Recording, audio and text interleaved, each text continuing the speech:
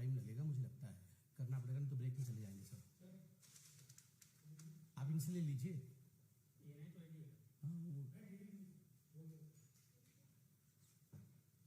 ठीक है, आप सभी का अभिनंदन। भ्रष्टाचार के खिलाफ लड़ाई कभी आसान नहीं होता और उसमें गंभीरता और परिपक्वता की आवश्यकता होती है। The fight against corruption needs a lot of seriousness end of course a lot of maturity. आज हम शिक्षा मंत्री मनीष सिसोदिया जी के बारे में बात नहीं कर रहे हैं। आज हम आबकारी मंत्री, अगर साधारण भाषा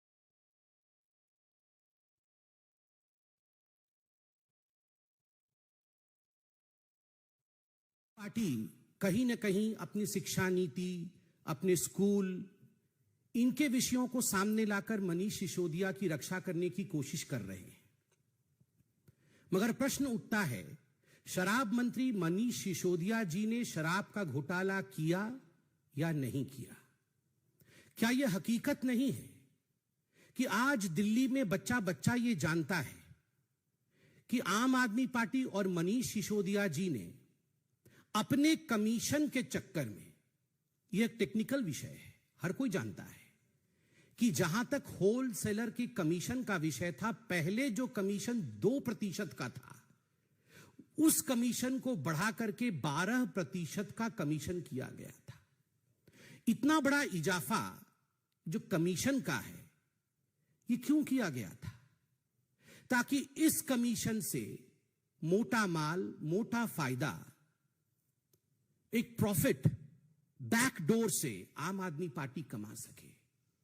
और दुख का विषय यह है कि दिल्ली में बच्चों की जिंदगी को, स्कूल्स के आसपास जो बच्चे हैं, उनके जिंदगी में कहीं ना कहीं शराब घोल करके, कहीं ना कहीं दिल्ली में नशे को बढ़ा करके, उसमें से कमीशन खोरी की जो बदबू थी, आज पूरे दिल्ली को ये पता है।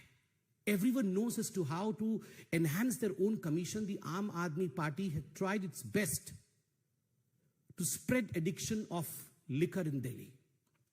एक के साथ एक मुफ्त, किस प्रकार की नीतियों के माध्यम से स्कूलों के पास, वही अरविंद केजरीवाल, आप याद करिए 2014 के पहले जब चुनाव नहीं हुए थे, तो यही अरविंद केजरीवाल जी कहते थे कि हम मोहल्ले मोहल्ले जाएंगे, वहां पर हम मोहल्ला पार्लियामेंट करेंगे और वहां सदन में पूछेंगे महिलाओं से कि आप क्या चाहती हैं, कि हमारे मोहल्ले में शराब की दुकान बंद होने चाहिए या खुलने चाहिए?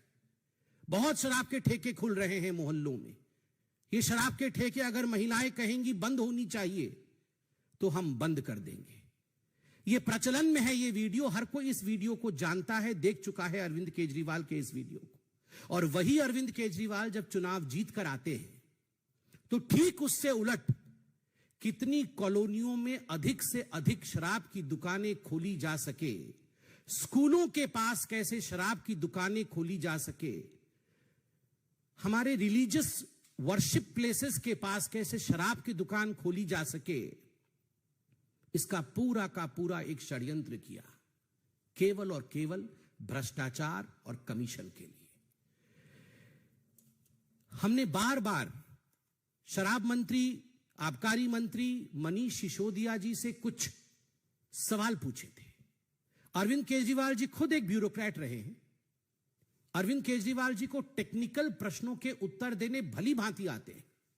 मगर मैं आपसे पूछता हूं, इतने महीनों में लगभग 1 साल का समय गुजर गया, क्या अरविंद केजरीवाल जी ने या उनके टीम में से किसी एक व्यक्ति ने एक्साइज पॉलिसी को लेकर कोई टेक्निकल प्रेस कॉन्फ्रेंस किया? हमने सवाल पूछा था कि आखिर ये पॉलिसी, आपकी जो एक्साइज पॉलिसी थी, जो शराब नीति थी, ये इतनी अच्छी पॉलिसी थी जिसके विषय में आप बोलते थक नहीं रहे थे कि इतने करोड़ों का हमें फायदा होगा, आखिर आपको वो आनन फानन में वापस क्यों लेना पड़ा? एक कारण आपने नहीं दिया। एक कारण दिए बगैर जब ये पूरा विषय कि इसमें घोटाला हुआ है, भ्रष्टाचार हुआ है, जब ये कहा गया, when you were flagged by the LG that this is an important issue and there is some corruption in this, you in fact took away the excise policy, you withdrew the excise policy. The question is, the excise policy which you always appreciated, which you always in fact spoke in favor, why had you to take it back? आपको उसे वापस क्यों लेना पड़ा? दूसरा, हमने बार बार पूछा कि ये होलसेलर्स का कमीशन आपने 2% से बढ़ा करके 12% क्यों किया? क्या ये स्टिंग ऑपरेशन के माध्यम से हमारे सामने नहीं आया कि इसका आधा कमीशन जो है रीरूटिंग होकर आपके ही पास आता था? ये सारे sting operation Bharatiya Janata party और भारतीय जनता पार्टी ने मीडिया से लेकर, क्योंकि मीडिया ने इसे अपने सोशल मीडिया साइट इत्यादि में डाला था, हमने इसे उजागर किया है। हमने सवाल पूछा था जब मीडिया ने दिखाया हमें कि यह जो आबकारी नीति थी, एक्साइज पॉलिसी थी, ग्रुप ऑफ मिनिस्टर्स के सामने रखने से पहले इसे अपने व्यापारी मित्र, जो शराब के व्यापारी थे, जो ठेकेदार थे, उनको लीक किया गया, पहले उन तक पहुंचाया गया ताकि जो उनके लाभ के विषय हैं वो उसे अपना लें और जो हानि के विषय हैं उसे ट्वीक कर दिया जाए, उसे चेंज कर दिया जाए। क्या यह हकीकत नहीं है कि हमने सवाल पूछा था कि ब्लैक लिस्टेड कंपनीज जो थी, कानून के मुताबिक ब्लैक लिस्टेड कंपनीज को मनीष सिसोदिया जी और आम आदमी पार्टी की सरकार उन्हें ठेका नहीं दे सकते थे, मगर क्या कारण था कि मनीष सिसोदिया जी ने बतौर शराब मंत्री दिल्ली को शराब में डुबोने के लिए आपने ब्लैक लिस्टेड कंपनीज को भी ठेका दिया? क्या कारण था कि कानून में एक प्रावधान है कि मैन्युफैक्चरर्स जो हैं उन्हें रिटेल के काम में नहीं लाया जा सकता? इस पूरी एक्साइज पॉलिसी में कानून को दरकिनार करते हुए आपने मैन्युफैक्चरर्स को रिटेल में डाला। इसका आपने किसी प्रकार से कोई एक्सप्लेनेशन नहीं दिया। क्या कारण था? हमने पूछा कि 144 करोड़ रुपया आपने अपने इन मित्रों का, जो शराब के ठेकेदार थे, लाइसेंस फी आपने माफ किया। इसका कोई उत्तर नहीं। रेटोरिकल उत्तर है कि बीजेपी हमें छोड़ना नहीं चाहती है, हम तो आगे बढ़ रहे हैं, मगर टेक्निकल उत्तर नहीं है। क्या कारण था कि इतने सारे स्टिंग ऑपरेशंस में जो सवाल उठाए गए थे, मनीष सिसोदिया जी को जब ये सवाल रूबरू होकर पूछा गया, मीडिया ने पूछा, तो मनीष सिसोदिया ने केवल ड्रामा कहकर इस पे कोई उत्तर नहीं दिया, प्रेस कॉन्फ्रेंस छोड़ के चले गए। स्वाभाविक है, जो जांच एजेंसियां हैं वो जांच एजेंसी इमोशन पे काम नहीं करती है। जांच एजेंसी टेक्निकलिटी पे काम करती है। अगर 45 मोबाइल फोन डिस्ट्रॉय किए जाए, अगर सबूत मिटाने की कोशिश मोबाइल फोन के माध्यम से किया जाए, तो ये सारी चीजें सीबीआई और हमारी जो एजेंसीज हैं वो जानती हैं। वो पॉलिटिकल बॉडीज नहीं है, वो टेक्निकलिटी के आधार पर आगे बढ़ती है। तो स्वाभाविक है कि जिस प्रकार से आबकारी नीति में, शराब नीति में, एक्साइज पॉलिसी में आप इन प्रश्नों का उत्तर नहीं दे पाते हैं, तो आपसे पूछताछ होगी।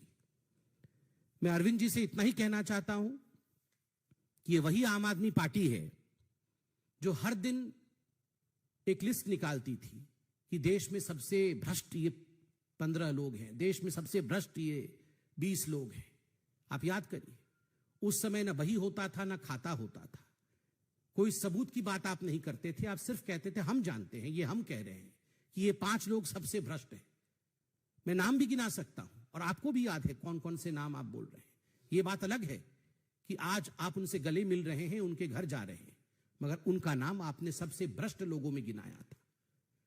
यहां केवल कोई पर्ची नहीं निकाली गई है, कोई भारतीय जनता पार्टी ने मनीष सिसोदिया जी को अक्यूज्ड नंबर 1 शराब घोटाले में नहीं बनाया है।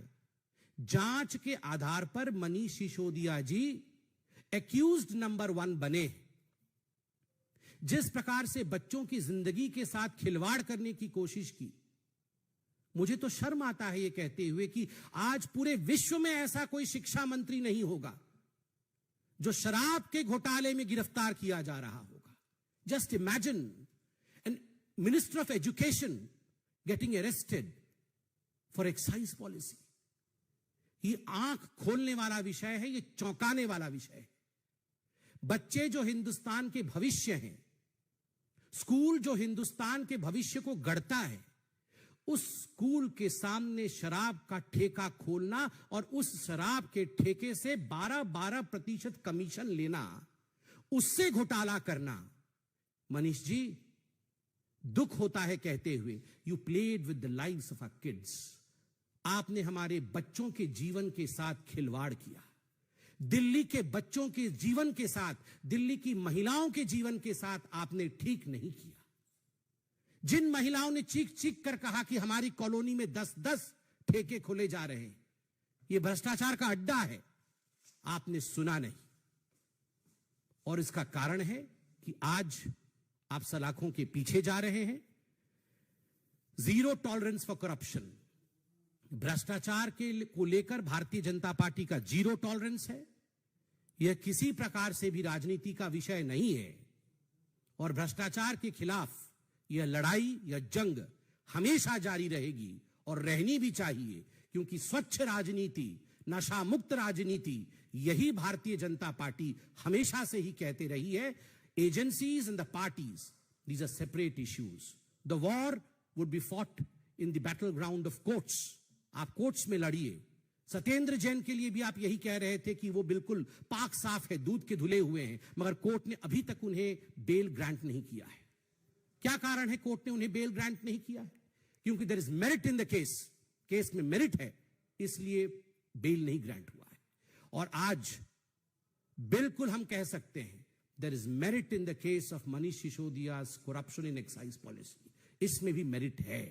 इसलिए आप जिस प्रकार का ड्रामा कर रहे हैं, जिस प्रकार का दिखावा कर रहे हैं, दिखावे और ड्रामा से कुछ नहीं होता है। आप टेक्निकली इस विषय को जनता के सामने रखिए। बहुत बहुत धन्यवाद। कोई प्रश्न हो तो अवश्य पूछे। सर, अरविंद ने ट्वीट करके कहा कि मनीष बेकसूर है, उसकी गिरफ्तारी गंदी राजनीति है।